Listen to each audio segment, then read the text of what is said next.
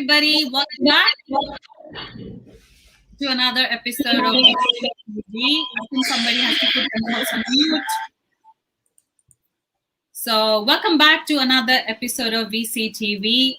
Today we're going to discuss about remote medical services in health tech, the investments and the startups around that space. So my name is Sunny Mohanty. I'm the regional director of LAToken based here in Singapore, and I host VCTV. And I'm always excited to be on VCTV with my panel of speakers. So yes, let's have a quick round of intro of the speakers of the panel today. There you go. Welcome, Vandana, Kingsley, Srikanth, and Gary. Welcome back on another episode of VCTV. And I'm very excited and happy to have you all of you back. This is the happy family hour, happy hour, whatever hour you can just say this. I see the happy smiling faces, and that makes me very much happy as well. I'm very happy today. So yeah, so great. That's about me and that's about VCTV. I'm excited as always to host this show. Let's start with a quick round of intro and background. I'm going to start with the lady, Vandana. Vandana, hi, welcome back. How are you? Hi, Sunny. Thank you. And it's always lovely to see your smiling face and all the others panelists' smiling faces. And thank you for having me here. I was in Singapore and Jakarta, 15 years in investment banking. I had my own family office fund there. This is my 7th year back in India. I did some investments, then I went back to advisory. So currently I'm connected with 300 investors globally, and I do pick up global deals. So please feel free to reach out to me. Excellent. So that's Vandana Tulani. And welcome back, Vandana. Next up, Kingsley Kobayashi from Kobayashi Group. Hi, Kingsley. Welcome back. Hi, Sonny. How you doing? You are not just happy today. You are happy every day. You put a smile on all our faces, you know, and that is great. You know, good to see your son. I think my wife already did a good job today, so already introduced us. My name is Kingsley Kobayashi. I'm the founder of Kobayashi Group, Hurricanes International, Hurricanes Investment, HBK Pharmaceuticals. We're in the hospitality business. We're in commercial real estate. So we invest in the blockchain space and traditional finance. We've been doing investment for the past 30 years. I've been in Tokyo for about 30 years already. So I happen to know both sides of the coin, what it means to be from a developing country and what it means to be in a developed country. So with that advantage, we invest in different areas in Africa, in South America, in Southeast Asia and Japan and America too. So you can reach me through LAToken or just Kingsley Kobayashi. Search Google or Instagram on anything you want to do. Thank you. Thank you, Kingsley. And I got very excited after I saw Blaka on the show as well. Like, you know, it's a family again. It's a family coming on a family show, VCTV family show. I mean, the fact that she can do what I do. I mean, I have a meeting. I'm like, can you do this for me? And she went right away and did it. And it was better than myself. So you have to know that we do everything together. We don't. It's a family. It's a family business that we all run together. Fantastic. That's what it should be like. Thank you, Kingsley, and welcome back. Thank you. Next, I have Srikanth, Dr. Srikanth. Hi, Dr. Srikanth. Welcome back on VCTV. It's been a while. How are you? It is always a pleasure to be in VCTV and to see you, Sunny. And indeed, it was a pleasure to meet Mrs. Kobayashi as well in our previous panel. And I'm Dr. Srikanth Pathasarthi. I act as a legal counsel for the Forbes 500 and started my career with Citibank. I also act as a counsel for fund houses. So I also manage their investments to the extent of evaluating investments and so on and so forth. So looking forward to a great talk about health tech, which is very close to my heart. Okay, awesome. Welcome back, and good to see you back as well on VCTV. Great. Last but not least, Gary. Hi, Gary. I see a smiling Gary, and I'm happy today. Well, I was just thinking that Srikanth said, about the health tech. I like it because it's very close to my heart. So He's a cardiologist too. Oh, I didn't know that. No, I'm kidding. I'm kidding. And he said Lawyer it, and a I was doctor. listening Wow. to his words. Lawyer and a doctor and a VC. Wow, what a combo. All in one. No, but Yeah. it was really interesting. Anyhow, it's good to see friendly faces today. And my name's Gary Fowler. I'm a serial entrepreneur, investor. I love artificial intelligence and quantum computing. I've done 17 companies, 2 unicorns. I'm the CEO, president, co-founder of GSD Venture Studios, premier AI and quantum venture studio in Silicon Valley. And our belief is that that intellectual capacity is evenly spread around the world, but opportunities aren't. So that's why we travel to all places in Africa, all over the world, looking for those incredible opportunities that have a chance to go global. Fantastic. Great. Welcome, Gary, Srikant, Dr. Srikant, Kingsley, King, and Vandana. So, yes, I saw your Black House post. King is here on VCTV, so I just thought of just addressing you as King as well. Thank you. So yes, we are all done. Well, assorted with the round of introductions. Today we're going to talk about investments in remote medical services. So the patient-provider relationship in the cornerstone is the cornerstone of healthcare. Over the course of the COVID-19 pandemic, which is still ongoing, that relationship moved almost entirely online. Telehealth visits accounted for as many as 60% patient visits during 2020 and has gone down since then.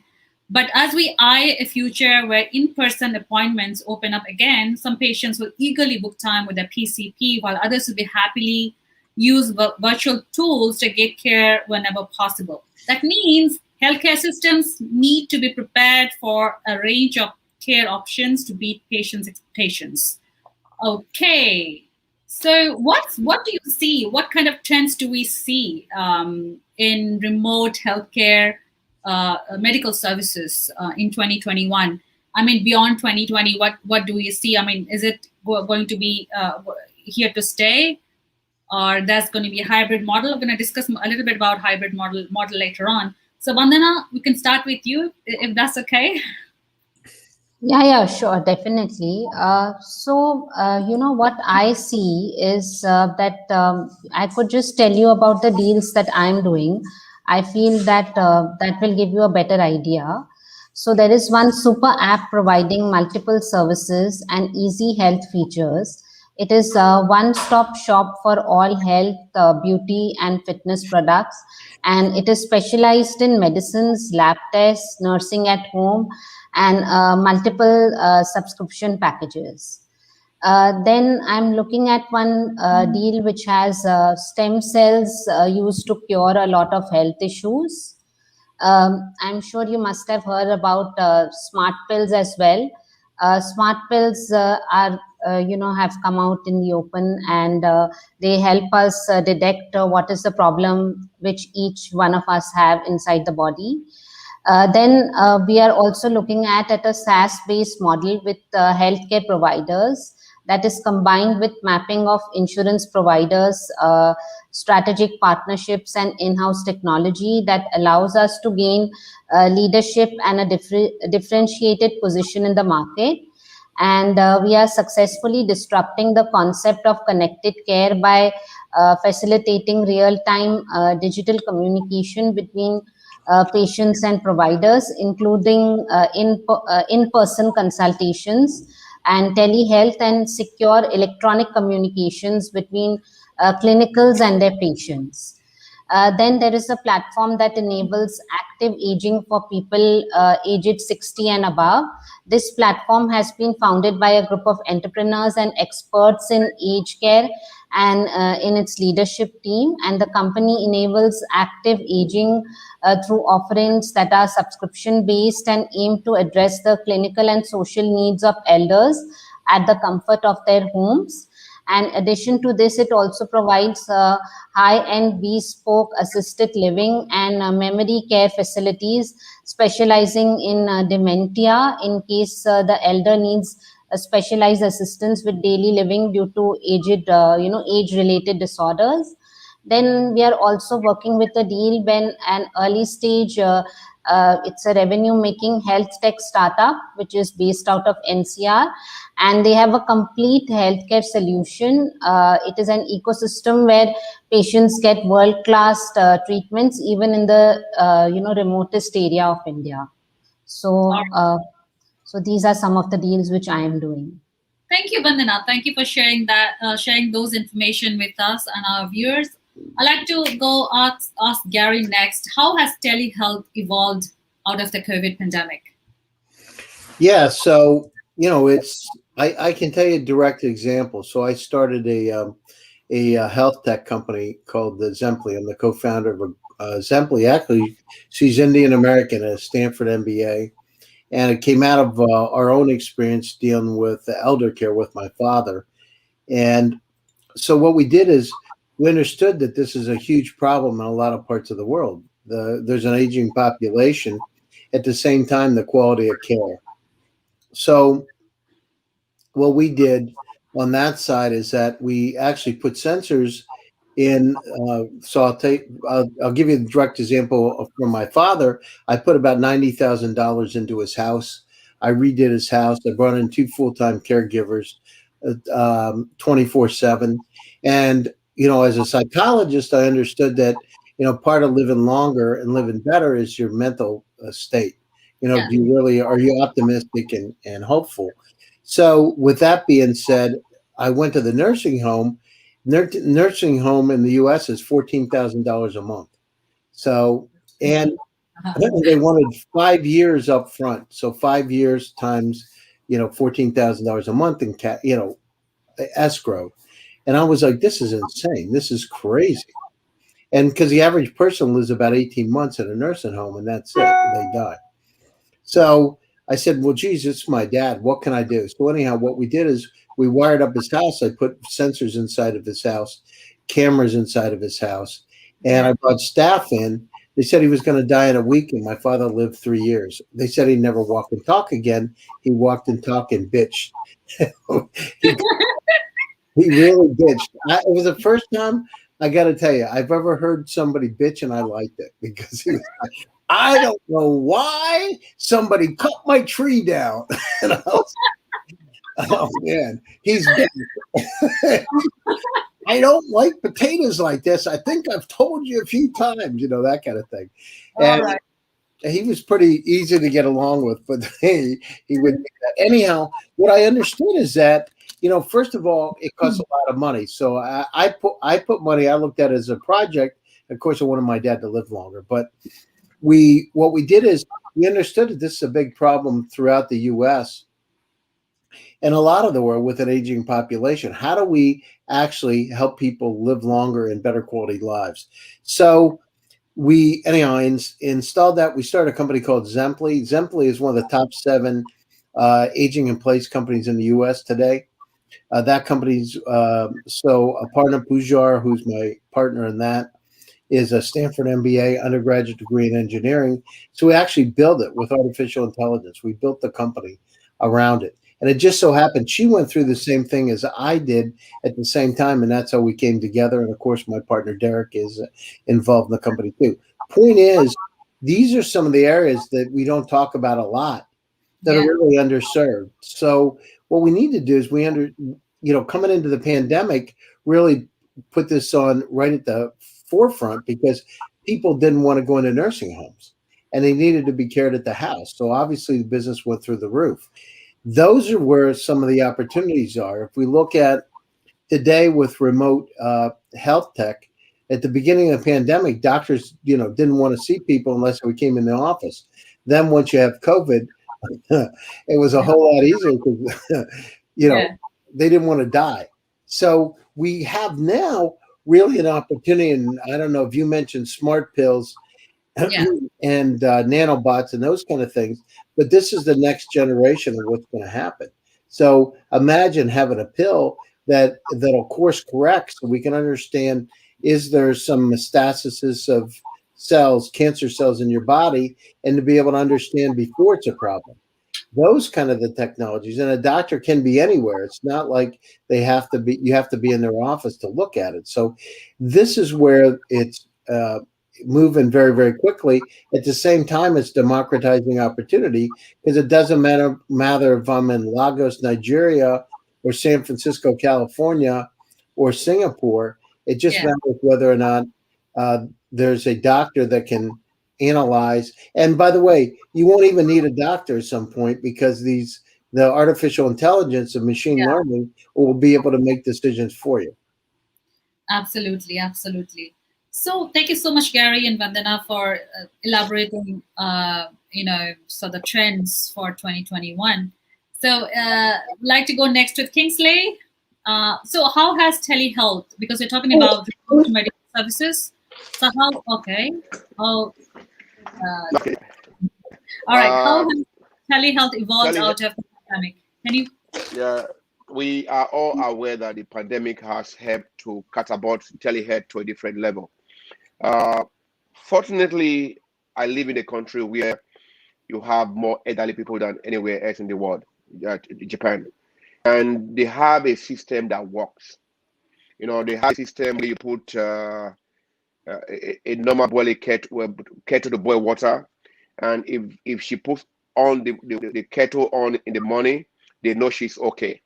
They've been doing teleconsultation for a long time with elderly people. So when it comes to where we are going with healthcare in the nearest future, we are looking at teleconsultation, and we are also looking at what infrastructure do they have in those areas of the country. Well, when you talk of Japan or developed countries, they already have those infrastructure in place. When you talk of developing countries, they don't even have old people's home. So education will also come in here. How do you educate people to give CPR at home if the doctor is not there? If the ambulance does not come, or there's no nursing, anybody that is literate in that aspect. So there's a lot of education awareness that need to be put out there, but people don't know what to do in different situations. Okay, right now with the pandemic, you don't expect pregnant women or people who just have plastics, whatever surgery, to go to the hospital to get medicine. So what do? You consult them, you send them medicine, and in Japan we already have drones taking medicine to people. On the other side of the island, there's an island, I forgot the name right now, that it is hard to reach, but they put the medicine in the drones, and the drones deliver the medicine. You also have the one. You also have the robot that walks the street. So the medicine is given to you. The pharmacist put the medicine in. It's like a big vehicle, but controlled to go to your house, deliver the medicine to you. So this is how far we have gone. Even when you go to the airports, you have cleaning machines that is cleaning, making sure that everything is disinfected instead of human beings doing it. So this is how far Japan has gone in that. But will you see this kind of technology in developing countries? No, you won't. You don't even have infrastructure for it. So awareness, education, we have to go step by step, like I always say.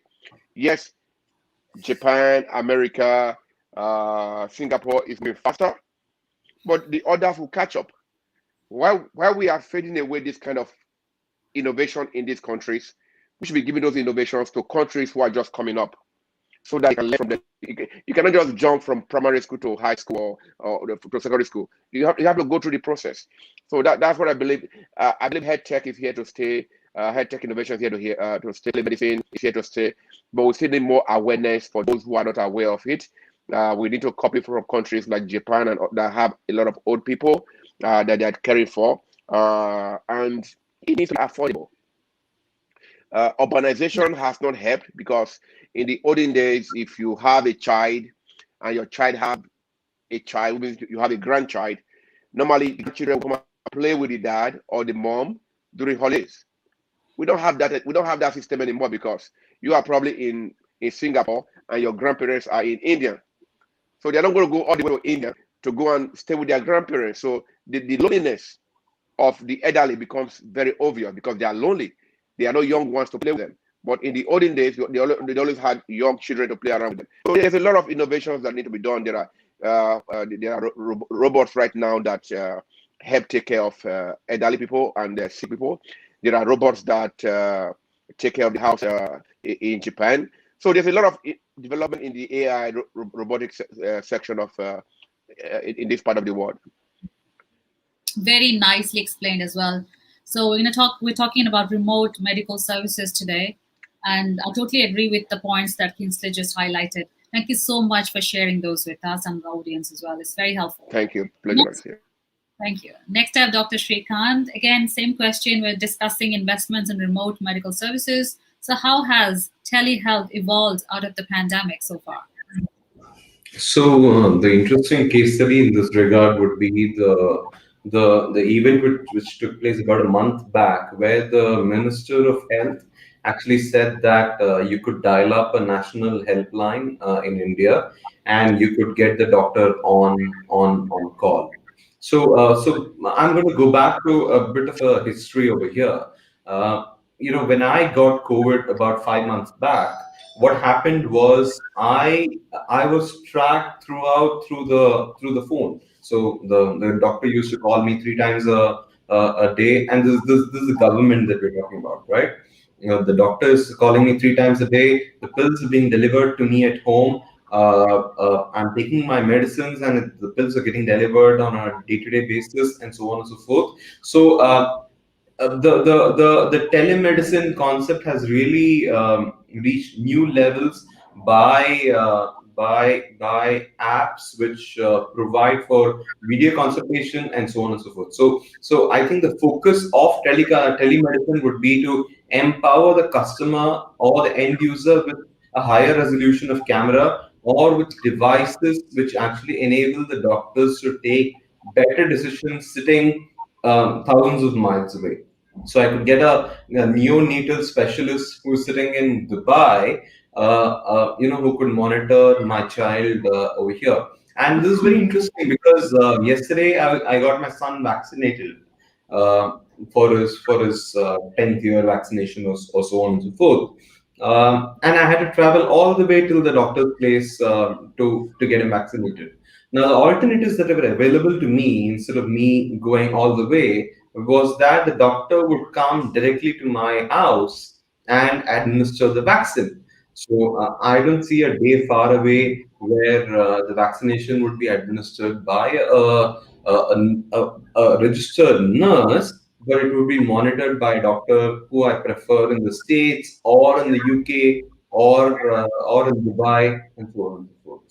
So that has really gone up a notch, I would say, in telemedicine in India at least. I spent zero cents. I didn't spend a cent when the government was teleconsulting me, and this was happening over a 15-day period. So imagine the potential. Oh, wow.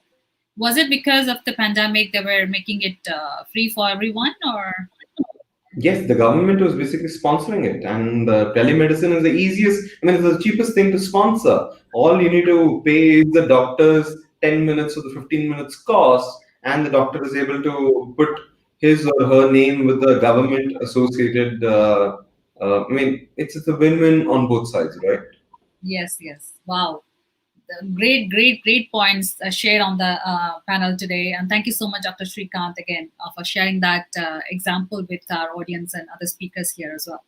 So, yes. So let's discuss about the best practices which we have in place for patient and the service provider experience.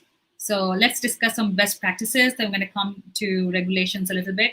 I'm going to start with maybe Gary. So Gary, what best practices we have for a patient and a provider experience? So do you mean in terms of the regulations, or what aspect of it do you want? We can touch upon regulations as well. You can start with regulations if you wish to. The situation is, so today, it's really streamlining the experience between the patient and the doctor, and as Srikanth, alluded to, it's not just about having the doctor on the video call. It's about the data that comes from whatever that visit, and the types of devices, these sensors, the IoT, that's out there that can really provide that information, because it's all about the data, right? And so what practices we're going to have: privacy and security. We've got compliance issues. What type of privacy? In the US is called HIPAA. Are we compliant or not? And of course, now as we're online and we're using more and more of these services, we need to understand that the bad actors, the bad characters are out there going to be trying to get information from us. So cybersecurity comes right up at the top. How do we go down through? The other thing is, how do you know, on one side, I mean, think about what the world's going to evolve to. We're going to not have real doctors. They're going to be avatar doctors on the other side, just to make you feel good. They're not going to be real. They're going to be like so many AI. They're going to be, I don't want to say fake, but they're going to be artificial intelligence, and they're going to start to make the decisions for you. So it's really this evolution of the model and the kind of practices leading up to it. What is the edge? Where do humans and AI separate? When is that going to happen? How are we going to deal with it? How are we going to deal with regulations? The other thing is, think about it today. It's not just about being in India or Singapore or Africa or Japan. It's about cross-border. So if for the foreseeable future, how do I find the best doctor that's a cardiologist that can give advice as part of a team? That's what you want. Think about that opportunity, right? Imagine if you have a new, an AI-based platform that can basically source the best doctors in the world to be able to help you understand how to address that disease or disorder. That's where this thing starts to become really interesting. And I'm looking at that because it's not about one country. It's about how to be able to get the best advice. Then also how to use artificial intelligence and the platforms out there to be able to aggregate it and to be able to dispense it appropriately. So we've got cybersecurity, we've got access to information, and of course we've got Internet of Things. They're going to converge. It's going to convert. Oh, hi, Karthik. It's going to convert, and it's happening very, very quickly. The pandemic has pushed us forward. Look at it. It was last year, by the way. There was almost $14 billion that was spent in this whole remote medicine and diagnostic experience. $14 billion. It was up 43% from the previous year. That's how much of a focus the pandemic has really put on it. So from our standpoint, what we need to do is we need to understand privacy and security. At the same time, we need to get the best doctors at the best place at the best time. Thank you, Gary, for explaining it so nicely. So, Karthik, welcome to VCTV. We just started. It's been 15 minutes, I guess, into the show. Thanks. Nearly 30 minutes. Good to have you on the show. Hope your connections are good today, and you're not going to be freezing on us. I got caught on a wrong side of a time warp. For all the practical reasons, I thought 12 p.m. UK is 4 p.m. UAE, and I suddenly realized that we've lost 1 hour. So yeah, here I am back. Happy to see everybody again. Kingsley, Gary. Good to see you, bro. Good to see you. How you doing? Great. So, Karthik, we just discussed about the trends of today. We're discussing about investments in remote medical services only. We touched base on telehealth. Now we are discussing about regulations and best practices for patient and provider experience. So, would you like to share something about that? As just joined. Yeah, absolutely. I think as a family office, and we are very, very proud of the fact that during the pandemic, as a family office, health/telehealth startups and initiatives taken by three different geographies. And today, we've crossed more than 108,000 subscriptions or medical treatments provided in three geographies. One of them is in Kenya, one of them is in Uganda, and one is in Sri Lanka. And we've been able to do that. Now we are building a template on managing blood sugar remotely and managing oxygen levels remotely through certain devices that would be plugged in with the patients. We're investing very heavily in remote imaging technology, primarily to understand the functionalities of a radiologist that cannot be managed at a ground. Working with Saudi German is one of the largest chains of hospital in the Middle East. I think they're the ones who are working on remote laparoscopic surgery. We've been toying with the idea of investing into it, but as a family office, the quantum of investment crosses the threshold that we require. But otherwise, a wonderful space to be. And I heard Gary talking about the investments. I think one of the largest investments in remote health in last 12 months has come in from Saudi, which is typically a 1.4 billion government funding towards providing remote healthcare and health supervision to 21 African nations which are affiliated with Saudi Arabia. So I think massive opportunity for the business to grow in this part of the world. Yeah. Massive opportunity, rightly said. Thank you, Karthik. Dr. Shrikant, let's just hear it from you. What are the best practices for the patient and provider experience generally? And we can touch base on a little bit of regulation as well if you wish to, because you just explained how government has been very supportive during the pandemic with providing sponsored healthcare services. So over to you, please. Yeah, so let me don my legal hat over here, and let me pretend that all the books behind me have come down to my mind for a few seconds or a few minutes.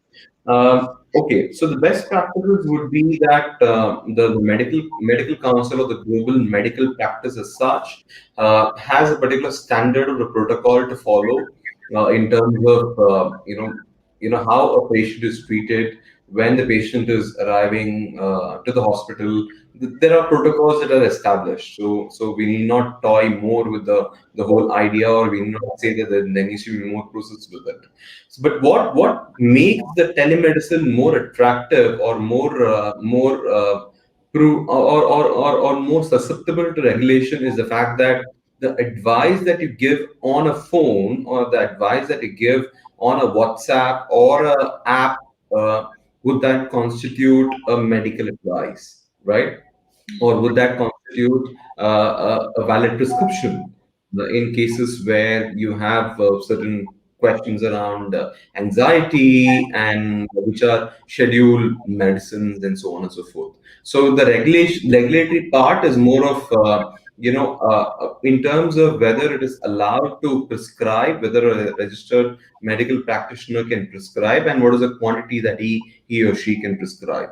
And in terms of best practices, I think the customer now, with a post-COVID scenario, wants more of doctor interaction. The doctor, I mean, we were talking about personalization in food in our previous panel, and we are talking about personalization of a doctor over here, and the doctor is just attending to us, and at a cost which is quite marginal, so to speak. And this is something that I'm building with a particular gentleman who is a qualified medical practitioner. So I feel that the best practices come around the patient experience, and two, with the regulations surrounding the gray areas of medicines which can be prescribed, which cannot be prescribed, and so on and so forth.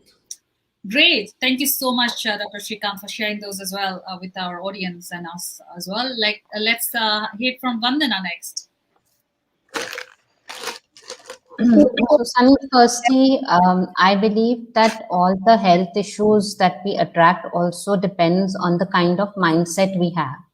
If we have a positive mindset, I think we will attract, more good health. And if we have a negative mindset, we attract a lot of bad health. So I think mind and body is interconnected, and it's very important to have a healthy mind. One is that. Second is that when we go to a doctor, all the data, all our, allergy history, everything is with one doctor. If it is, easily accessible at any place and any time, it is more better, and any doctor should have access to it, or only we should have control over it, and we should be providing that to the doctor we feel comfortable with, not just one clinic having all the data. So I think because there is a lot of data to be managed, privacy needs to be secured more in, remote medical services, which is not there. For instance, WhatsApp. If we are WhatsApping the doctor, we don't know what's happening with that WhatsApp. Where is it being shared, or, where it could go accidentally. That is another thing which we need to secure. I'm sure there are better services now, Telegram, but still, we have something which we need to share to a doctor in a written format on a WhatsApp that, look, I'm going through this problem. So I think that needs to be corrected as well. The other thing is that, spread of cancer. I think I had mentioned this in my previous show as well, that this technology should help to cure also diseases like cancer, wherein people should not have a lot of hair loss, or should not go through difficult treatments like chemotherapy that has a lot of side effects. Also, what is the doctor prescribing? Whether it's a steroid, whether it's what medicine, the patient should have the awareness that what is that patient taking in, and how is it going to have side effects on the patient's body.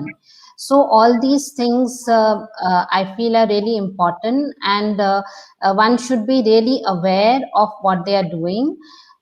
Even in difficult times like COVID, not one should not panic and start doing things and getting themselves hospitalized and things like that in panic, but just go very calmly as to what is the next steps and what is it that is required. So these things one needs to be really careful with, because we are dealing with humans and not animals. So I think doctors should also understand that. And I think it's high time that people get used to telemedicine. Just like when Zoom had started, everybody was skeptical, about using Zoom, StreamYard. I think eventually one has to adapt themselves to use telemedicine, because to avoid any interaction and get used to the telecommunication with the doctors. I think it's quite effective as well. Many of my friends have used it, and I'm also working on a deal which has these teleclinics. Also, they are building e-hospitals. So these are my small takes on this topic today. So did you also subscribe to this telehealth services offered by the government of India, just like Dr. Shrikant? So the one that I have is by a private doctor who is running these services, and they have this. There's several e-clinics. I have not prescribed to the government one. And of course, we have Max Hospital here that gives home care services. They deliver medicines at home. They give a nurse at home, a 24-hour nurse. Somebody would be checking on us. There will be 3 to 4 telemedicine calls, which we will have in a day with the doctor. There'll be somebody, talking to us if we have any psychological issues. So I think there is lots there, but one should know what to access, when to access, and what is it that we are accessing, whether it's really useful for us or we are just doing it, because we are in a panic state, or, things like that. So Sure. I think many people are just going panic also with what's happening around us. We are back again in Delhi and Mumbai, right? In India, right? So Delhi is in lockdown for 1 week till 26th. I'm in Haryana. It's not under lockdown.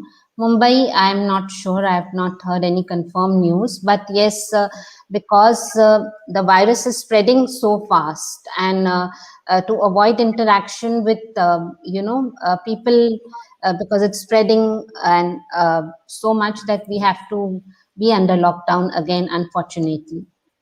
yeah, People are dying here like ants. So that's Yeah. another thing. very unfortunate as well, for sure. Thank you Yes. so much, Manda. Did I hear that right? Did I? Okay, I heard that right, probably. What was that? Sorry, Karthik, come again. Nothing. I heard that right, that people are dying like ants. That was a very, very strong sentiment. Definitely. If Amina is sick, so maybe she is living there, right? Yeah. Dr. Shrikant is also living in India, right? Dr. Shrikant, where are you? So people are dying like ants is not the statement that I would prefer, but yes, people with comorbidities are having accelerated comorbidities, which is quite unfortunate. I think having having managed the wealth of promoters who have stake in hospitals and keenly looking at this particular space, I think the government is also doing its best. I think the private hospitals are also doing their best.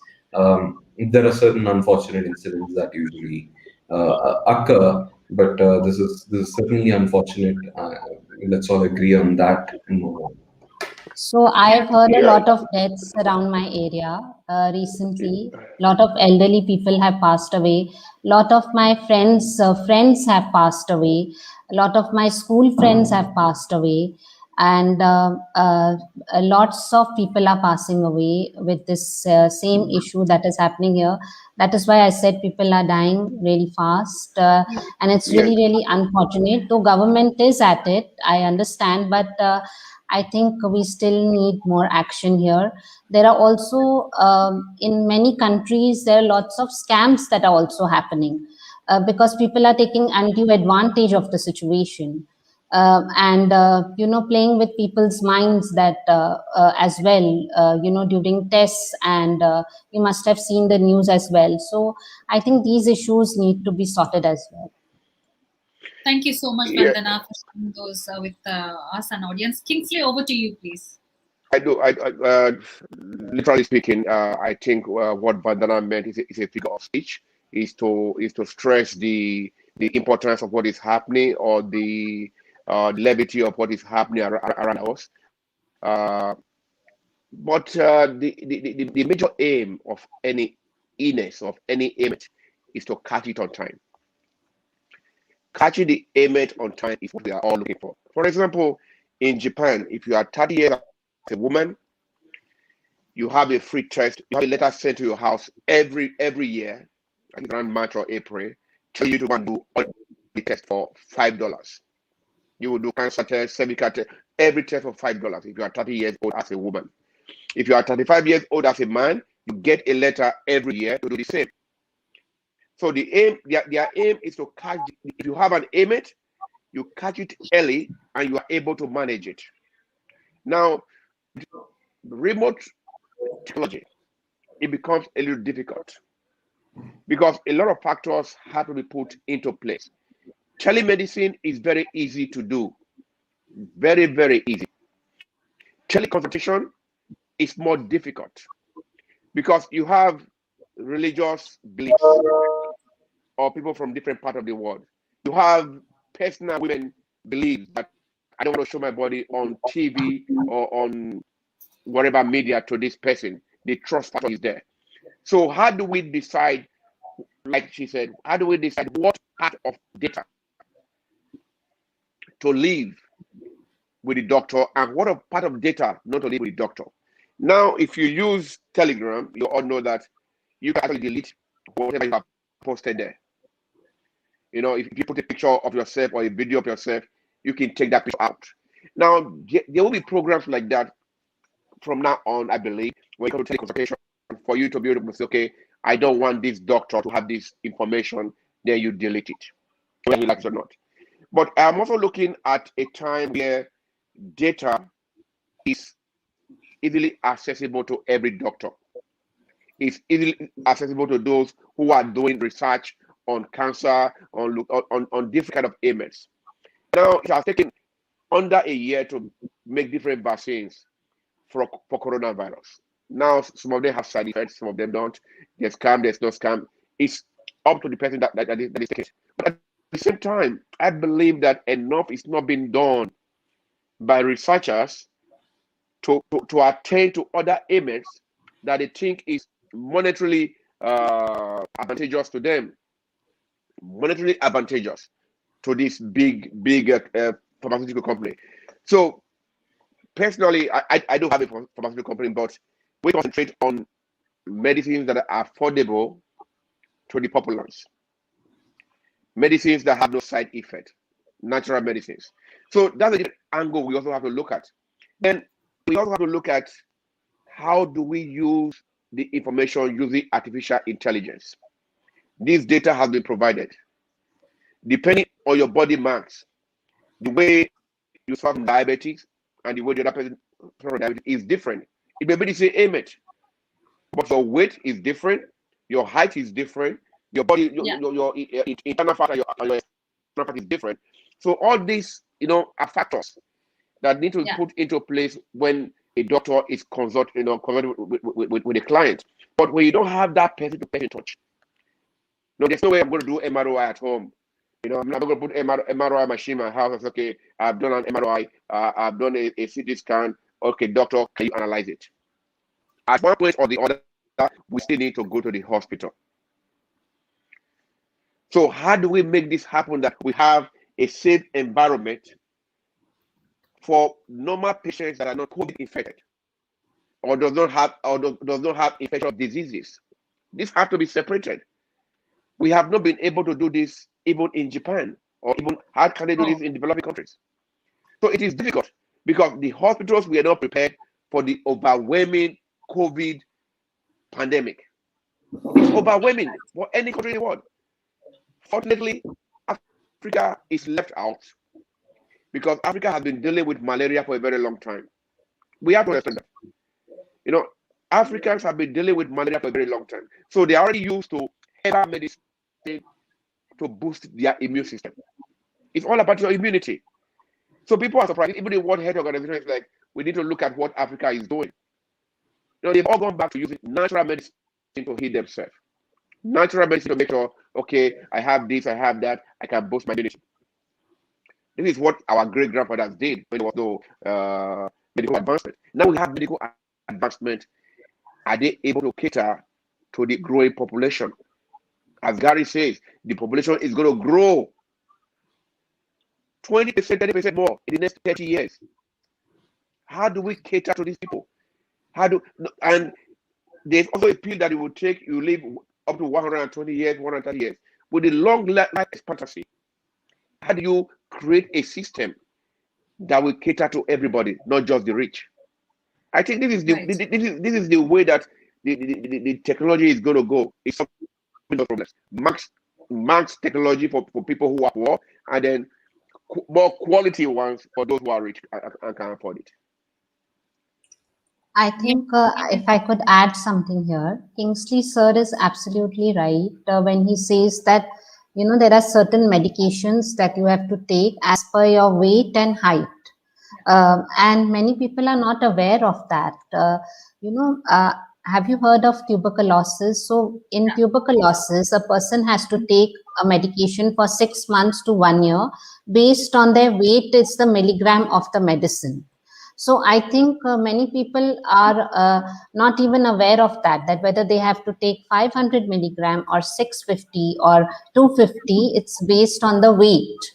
And because they are not aware, and the doctor also sometimes forgets to make them aware that of this, and a lot of health failures happen because of this. So I think I totally agree with Kingsley sir when he says that there are lots of medications that one needs when one takes, it's based on the weight and height as well.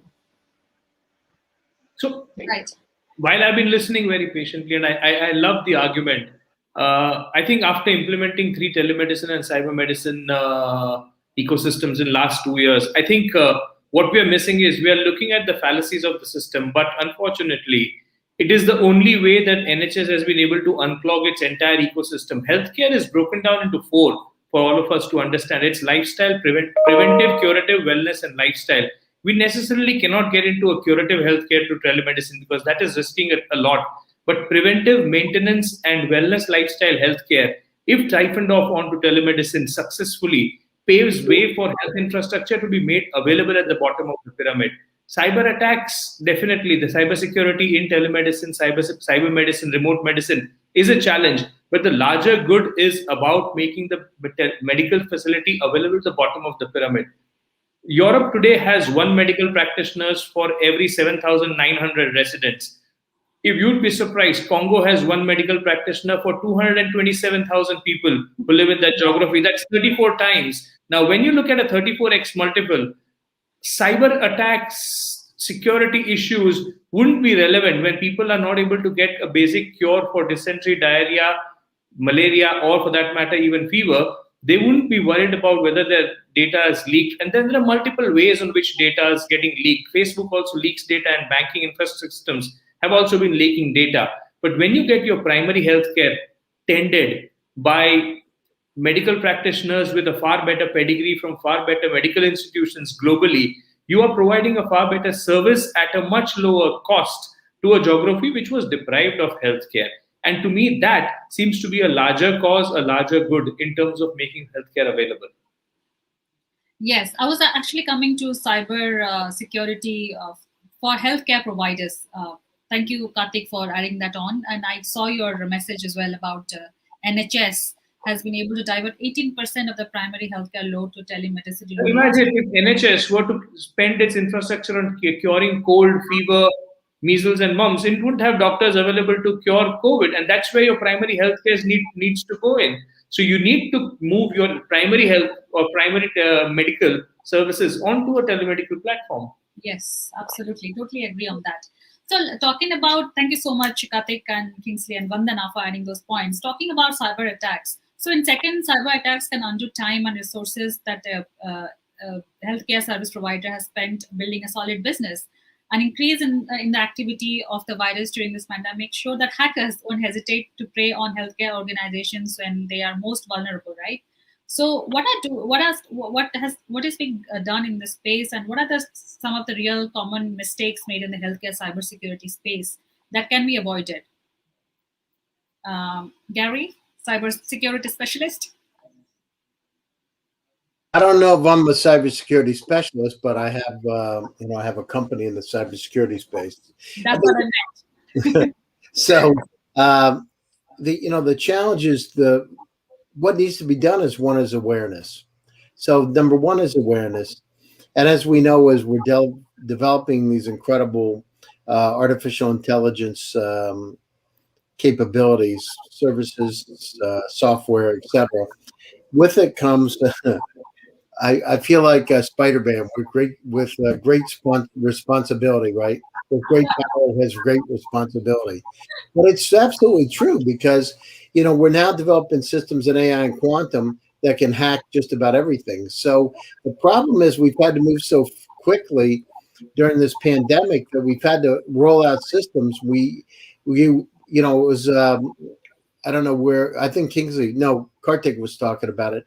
The basic services, we're concerned about keeping people alive, and so they wouldn't be like ants. And how can we do that in a better and more efficient fashion? So we weren't really thinking about the cybersecurity aspect because people, it's like Maslow's hierarchy of needs. You don't think about the bottom of the pyramid. If you're dying, you want to go to the take care of your issues at hand. Your healthcare issues at hand, you're not thinking about the overall cybersecurity and other called comfort kind of things. But now's the time to think about it, because if we build these structures up and we don't focus on cybersecurity, like decentralized cybersecurity, we won't be able to defend against these attacks. Part of it is, doctors are so busy doing what they're doing, the last thing they're thinking about is whether things are secure. The problem is, there's guys like Shrikant, right, in the U.S. side, but there are lawyers out there, and if your information is compromised, you can end up in a very serious lawsuit. So on one side, we need to get the job done to keep people alive. On the other side, they don't want to lose their house. So it's a very interesting situation. So from my standpoint, what needs to happen is we just need to raise the bar. People, doctors, individuals, hospitals need to understand that security and privacy, again, need to be number one. It's one thing or at the equal level, because if we don't look at it now, nothing good is going to happen in another couple of years. Nothing. You can already see the bad actors out there. They're going into grids. They're screwing around with grids. Some of it's geopolitical. And, the capability. I remember I had a couple of months ago, I had a four-star admiral, the number 2 guy in the U.S. military, on my show. Bill Owen was the number 2 guy in the White House. And he said, we're talking about cyber attacks offline. I mean, there's, you can flip a switch. It's not like it was before. And flip a switch and things can happen. Now imagine using unsupervised AI. I mean, it can go everywhere. Now with quantum at 100 million times faster than a supercomputer coming at you. So my suggestion is we start to look at it. It's not just for healthcare, by the way. This is across the board because they're going to be looking for vulnerabilities to get in. Healthcare happens to be just one of them. Absolutely, absolutely, and rightly explained, Gary, on the cyber attacks and hacking. Obviously, when you are like, especially when the pandemic started, nobody was thinking about it. When the people, well, you're thinking about whether or not you're going to live. I mean, think about it. Vandana's right. I mean, it's my mother-in-law died about a week and a half ago from COVID after being sick for a week, right? And so this is really serious stuff. And, people are trying on the other side of it, we're trying to take it lightly and come out and understand that, we want to go to restaurants and all that. But I'm telling you, it's not, if you're not vaccinated, be careful because this stuff is wicked.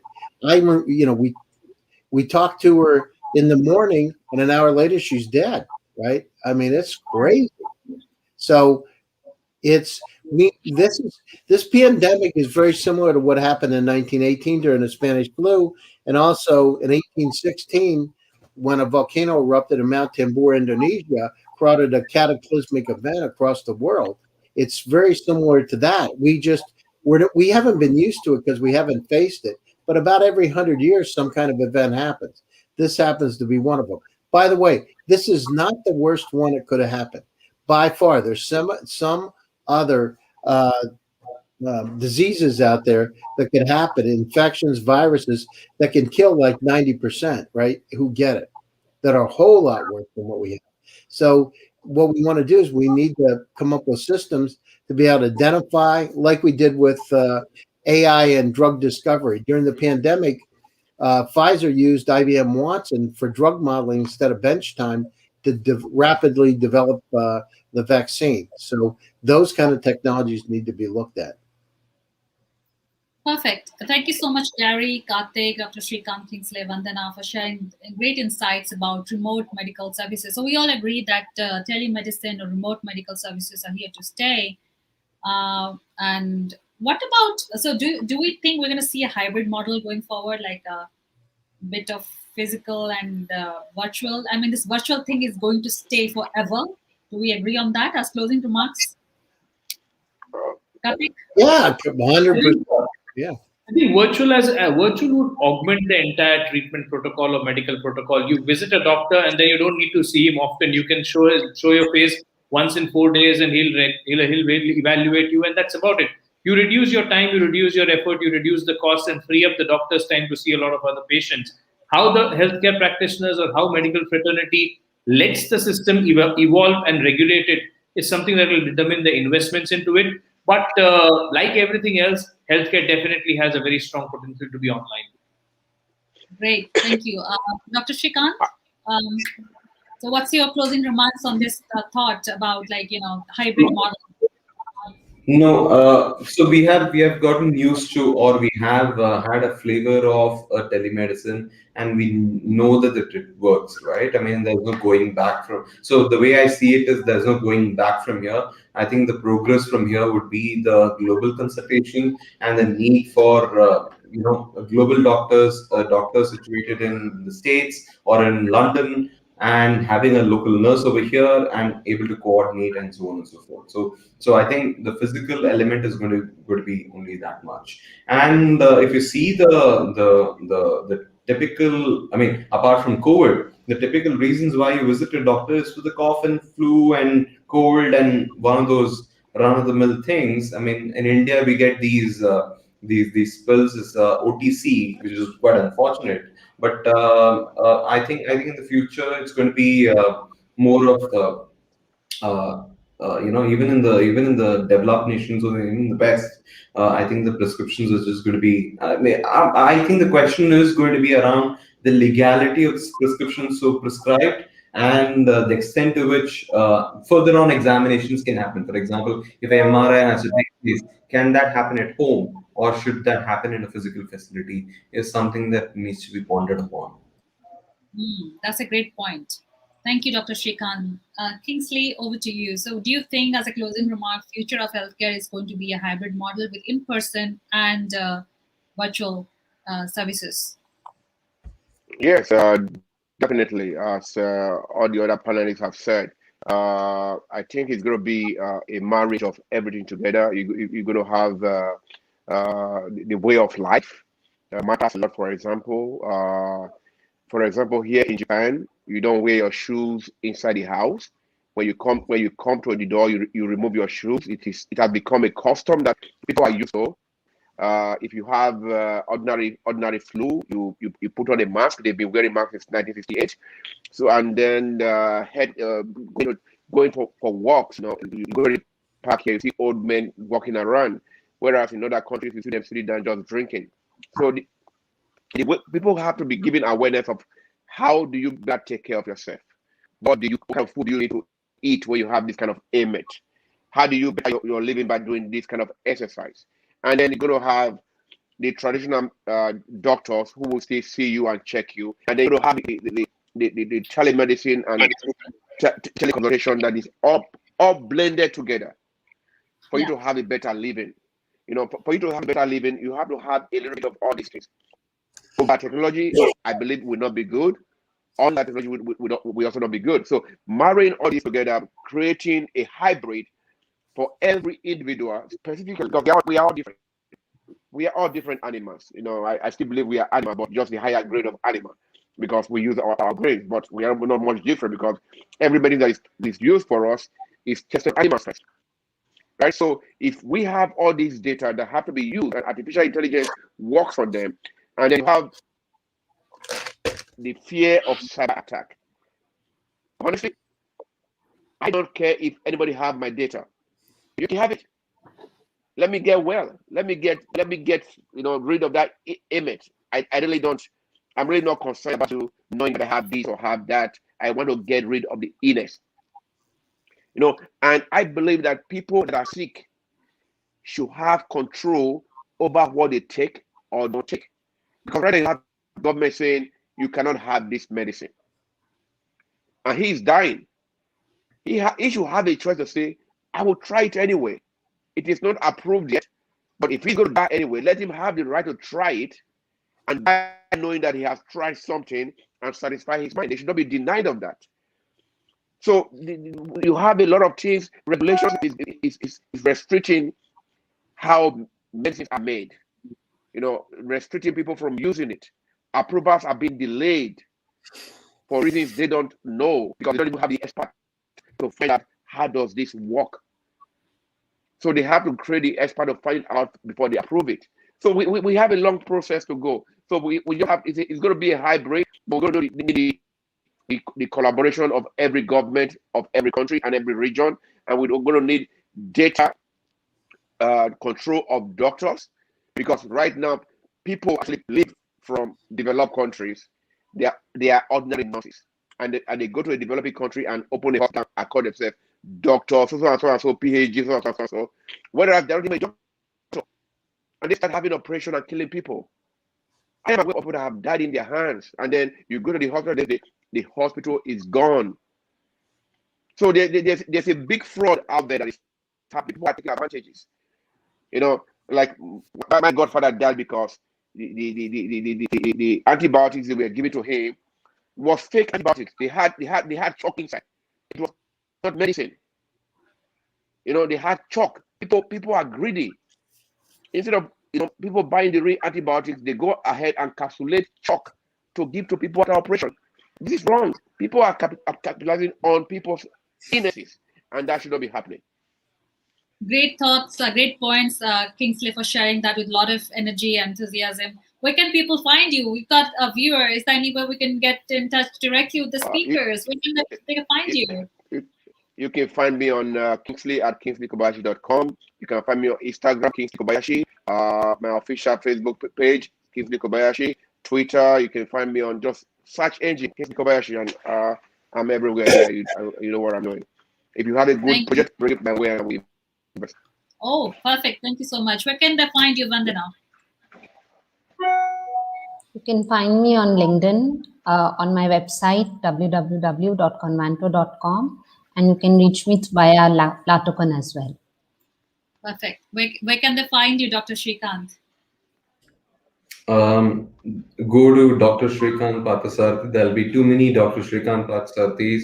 Go to the one with the legal and the PhD background. That is the only one who is the real me on LinkedIn.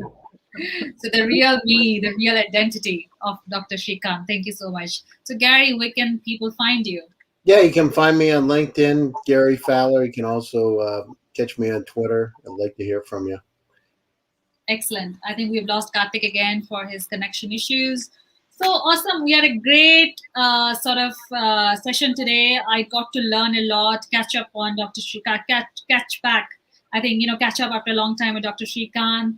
Kingsley, Vandana, Gary, Karthik, family, VCTV family hour, as always, we say. So thank you for sharing your insights, so deep insights on this panel today. And I'm going to see you again on another episode of VCTV.